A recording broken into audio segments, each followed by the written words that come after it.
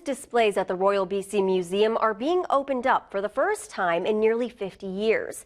Staff will be slowly separating and studying the items one by one. It's a painstaking process called decanting, and like a fine wine, extreme care is being taken to preserve the priceless pieces of the province's history. On This Week in History, find out why many of the items will become more accessible than ever before. I oversee the museum collections, which is 7 million items in the museum, 28 kilometers of records in the archives. We have a significant part of the collection that hasn't been on display. There's fantastic items in the collection, and I think this is the opportunity to bring those items out as well. So we have closed the third floor galleries to really tell a more fulsome story of the history of British Columbia. So we are decanting the collection, and I know you've heard of decanting when it comes to wine and removing sediment.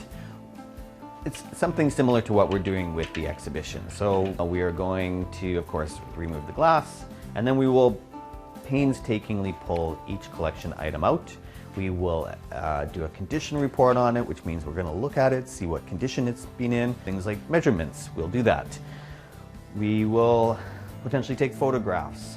Yeah, so we have a team of curators and collection managers and conservation staff who are doing this work, and this is their life's work. They care very much about the collections and preserving the collections and making sure those collections are safe and accessible for generations and generations and generations. These are important collections. Of course, we're going to keep them. If they are not part of a new exhibition in the future, they could be part of a traveling exhibition, they could be part of a temporary exhibition, they could become part of one of the many digital exhibitions we have. So, you know, as a museum, we always want to continue to refresh our exhibitions, tell different stories, bring out different collections from the history of BC. So absolutely, it's an exciting time for the museum. It's what we do in the museum world. This Week in History, brought to you by the Royal BC Museum, bringing British Columbia's stories together.